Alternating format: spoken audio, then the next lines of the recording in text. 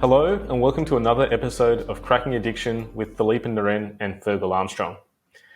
In the episode of Cracking Addiction today, we're going to be talking about people who use drugs in the hospital setting and how we can best support and manage patients during these troubling times for the patient and sometimes also for hospital staff. So, Fergal, the reason I thought we'd talk about this is I've recently been involved in an incident where we had a patient who'd come into the hospital quite sick with essentially sepsis, so a bacterial infection, really low blood pressure, needed some high dependency care and antibiotics, and was using heroin and had a central line in and managed to get some heroin in through the central line. Which was then subsequently removed while they were in the high dependency unit, and they were discharged with oral antibiotics, then came back with worsening heart failure, and had initially agreed to treatment with some Suboxone and hopefully a long-acting injectable buprenorphine after that, and also expressed interest in their partner getting treatment, but then disclosed that they had some heroin on their person while they were in hospital, and subsequently was found to be using heroin later that night in one of the hospital bathrooms and refused to hand the drugs over. Was quite polite, not aggressive to the staff, but was matter-of-fact about their need for using heroin. And then, unfortunately, chose to discharge against medical advice when they weren't really provided much of a choice. And it was a bit distressing because this was a young person who was quite sick and their medical condition is most likely going to deteriorate without adequate care. And I just felt maybe the person could have been supported in a bit more of a harm reduction measure, because we know a lot of our patients who use drugs will be using drugs before they come into hospital, often multiple times during the day before coming into hospital. And I think sometimes to expect people to be abstinent while they're in hospital for a short period of time can sometimes be unreasonable and puts unreasonable burdens on patients, and sometimes might set them up to fail and also create conflict with staff. What are your thoughts? I've talked a lot about this, but I'd be interested to see what you think, Fergal. It's such a complex case, isn't it, Philippe? I think when I heard this story, first of all, my impression was, well, it's yet another example of how chaotic patients with substance use disorders are. And I think it's important to understand the chaos, the patient, the hospital, and potentially then we can expand that to the environment and community services. So if we look at the chaos, if we go back to the diagnostic criteria for opioid use disorder, you have persistent use despite ill health consequences. That to me, when I started out in my career, I was absolutely amazed at just how much damage people with opioid use disorder, heroin use disorder, would inflict upon themselves to chase the next high. I could not believe it. You've described someone who's got a central line, injecting through that central line, now heart failure, probably endocarditis. I used to look after people with spinal abscesses and impending paralysis who would still inject. And I just could not believe it. But I suppose it reflects the absolute loss of control that is associated with dependency and the absolute chaos that people live in, and also this persistent use despite ill health consequences. What would you say to that? I think it is a difficult and complex issue, and you are right, because we have quite a few issues going on simultaneously. We've got the acute medical issue for which patients come into hospital. We've got the substance use disorder and all that entails, which is what you've mentioned and what we've mentioned in multiple episodes of Cracking Addiction about that scenario where the substance use takes primacy over all other things in a person's life, including the acute medical condition, which has caused the patient to come to hospital. The lack of connection, the lack of previous interaction with, say, hospital services, and sometimes also we're dealing with stigma and negative associations with hospital as well. So we're dealing with patients who sometimes expect to be treated poorly because they've been treated poorly in the past. They've been called names or told that they were an addict, for example. And we're dealing with quite marginalized people, sometimes with poor health literacy as well. So you mentioned chaos, Fergal, and I think chaos is a very apt description, because we're dealing with sometimes very complex, chaotic medical conditions, complex, chaotic situations. And sometimes in healthcare professionals, that can stir up feelings of conflict, agitation, anger, those scenarios of why can't you just do what I tell you to do kind of thing, that almost paternalistic approach. And it does lead to conflict and on both parties. And I think it kind of creates situations where people leave the hospital system sometimes before their period of care is finished. And that can just be disastrous. What do you think about that, Fergal? Yeah, you've just said so much. I think I need to tease that out. First of all, the stigma, the marginalization, and the poor health literacy of the patient, then the paternalistic, the frustration on the part of the hospital staff, and then the enforced discharge. It's so true, isn't it, that our patient cohort represents the marginalized in society who are used to living on the edges, who are used to being stigmatized and are used to being rejected. So for them, being told you're not welcome here, it's nothing new. When you and I go to hospital, there's almost a fear of disobeying the word from on high, from the senior consultant. We don't even dream of that. But for our patients, they're used to that rejection, they're used to that conflict, and they're used to rejecting medical advice. And they're also used to dealing with the consequences of it. So there is no fear. Well, there is less of a fear for accepting the consequences of ongoing drug use because of the saliency that is associated with drug use and the primacy, as you say, of that drug use. Why can't you just do what I tell you to do? Some of my colleagues actually say to me, why don't you look after normal patients? I've heard that as well. And I think that if you're going to look after people who are marginalized and stigmatized, you have to embrace the concept of mindfulness and motivational interviewing. You have to meet your patient halfway. You can never tell your patients what to do. You can merely advise your patients, and you have to walk with them. And that is the key thing about motivational interviewing. You're actually you're talking to them. You're creating dissonance. You're helping them achieve their own goals, or initially to decide their goals. So if you take a motivational interviewing approach, that's the way to deal with this issue. Saying things like, why can't you just do what I tell you to do, is just never going to work. So I think understanding the principles of motivational interviewing will help our colleagues deal with their own internal frustration at having to deal with patients who are not going to take their advice, who don't take their advice, and who are getting sicker in front of their very eyes as a result. We've got to understand that clinicians, doctors, health workers, nurses, allied health workers, we're not naturally paternalistic. I don't believe we are. We're not deliberately stigmatizing. We're not bad people. We want to see the best outcomes for our patients. And when those outcomes are blatantly as a result of patients not following instructions, we just don't know how to handle that. The system does not know how to handle motivational interviewing. The system itself doesn't know how to do motivational interviewing. And we in the system don't know how to do motivational interviewing.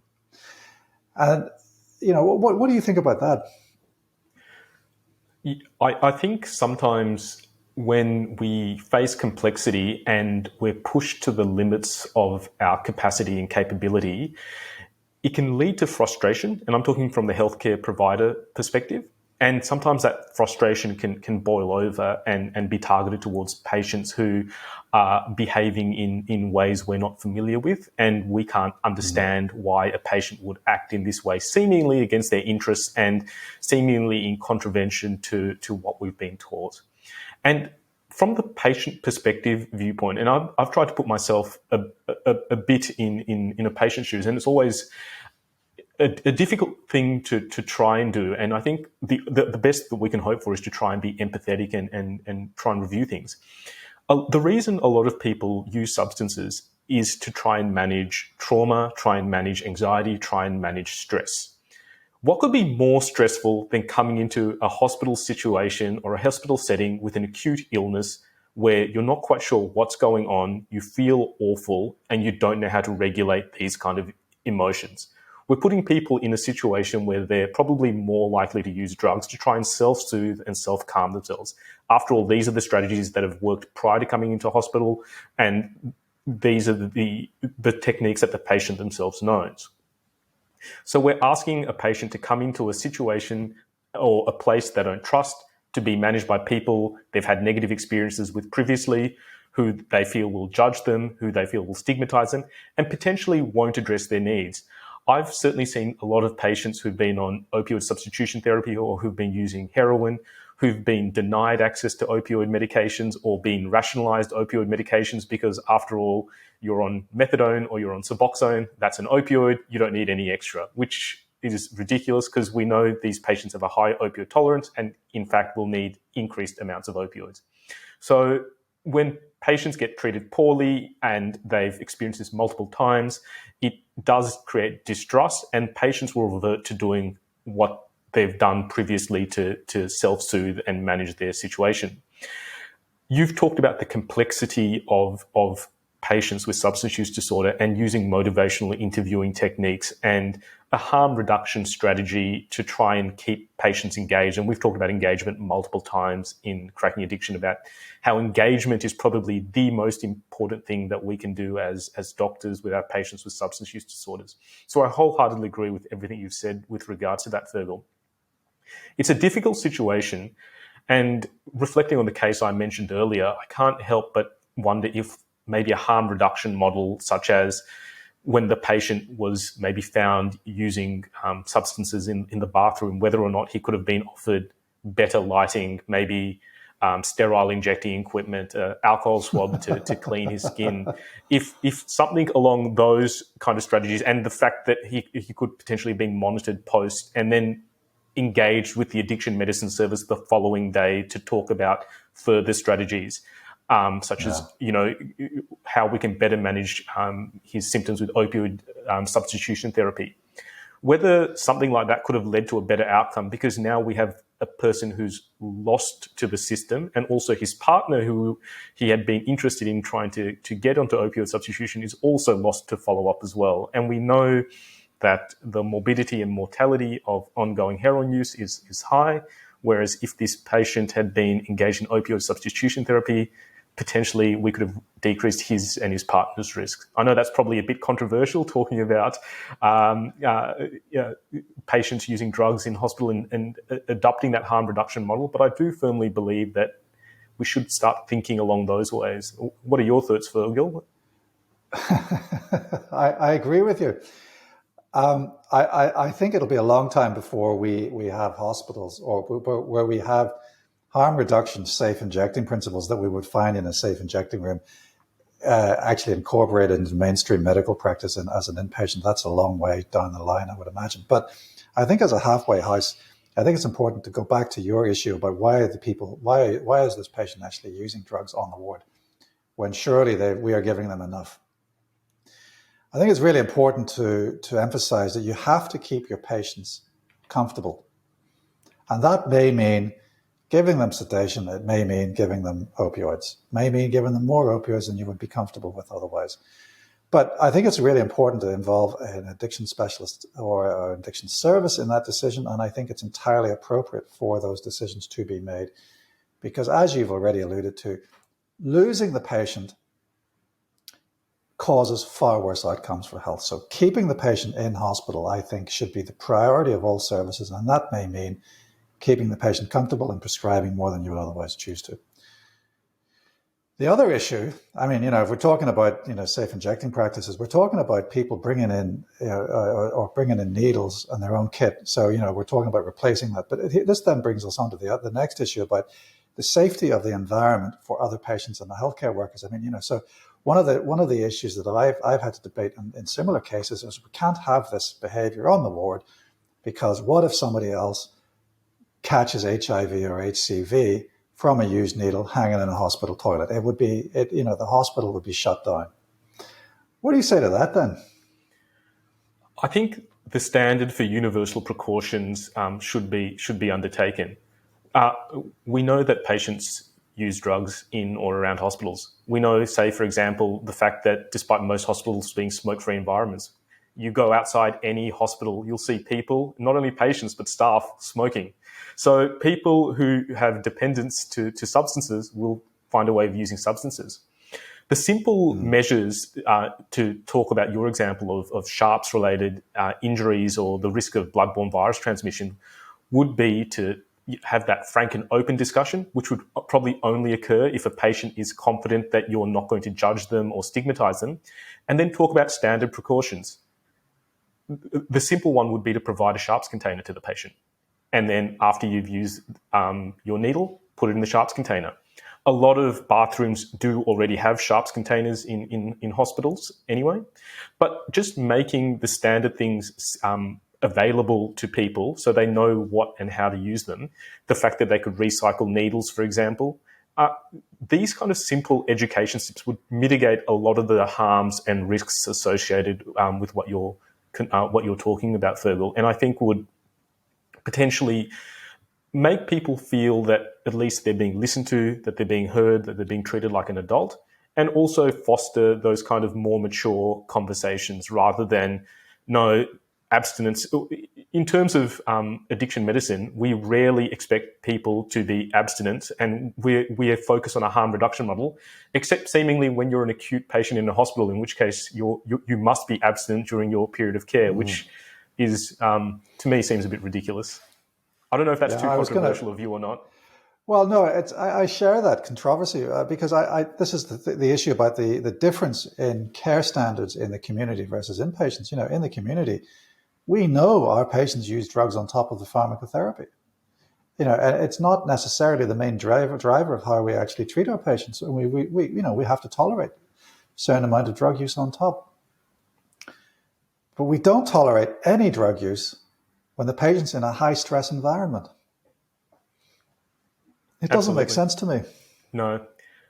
And I guess the last thing I was going to talk about, Fergal, or get your opinion on was what's your view on behaviour contracts? I think they're both dubious ethically, and there was a Cochrane review a few years ago that actually they reviewed a lot of studies. The studies were small volume, so there was nothing, and ultimately the evidence was neither here nor there. So the evidence was not either positive or negative in the Cochrane review in terms of how effective they are. But this was over a wide range of things. So it wasn't just addiction medicine behavior contracts. These were also weight loss interventions and medication compliance interventions. But they are quite coercive, in my opinion. They're very one-sided, as in it's from the treating team to the patient, rarely the other way around. And they can sometimes cover a broad range of behaviours and a broad range of interventions. And sometimes I feel like they're just used as a face-saving tool to try and force the patient to leave, or as the first step in initiating the patient's discharge. What are your thoughts? Yes, I totally agree. I think the behavioural contracts basically facilitate forced discharge. They make the treating team feel better. They don't make the patient feel better. So I say that in the context of substance use disorder. I think it's a bit more blurred in the context of personality disorder, and that's the only other situation in which I've come across them, is personality disorder and the management of acute care for substance use disorder. And if I'm honest with you, I believe that patients with borderline personality disorder don't actually benefit from behavioral contracts. I think thinking about it, it really just means that it's easy to discharge them. What's your view on the issue that some patients with borderline personality disorder have needs that just cannot be met by the service, and how do you deal with that situation? I think it's really important to be clear about what we can provide, what we can tolerate, and kind of the parameters of care that are available. And I'm with you. I think a contract or behaviour contract is not necessarily going to aid in the treatment or management of the patient, but it is important, especially with patients with behaviours of concerns or challenging personalities, just to explain what the parameters of care are available, what can be tolerated per se, but also to make sure that our colleagues and staff are not treated in a physically or verbally abusive manner, because obviously there should be zero tolerance to violence towards staff. But I think clear conversation and documentation about what can and cannot be managed and tolerated in an adult environment is paramount. Would you agree with that, Fergal? Yeah, it's a controversial subject. I don't think we'll ever get to the bottom of this issue. So for today, yes, I would. Absolutely. So in the episode of Cracking Addiction today, we've covered one of those hot button topics, which is how to manage patients who inject drugs in the hospital setting. All our opinions are our own, obviously, but it is something that we do need to take an informed viewpoint from, and try and, I think, initiate a harm reduction principle and harm reduction viewpoint in managing patients. So thanks for your attention on this episode, and bye for now.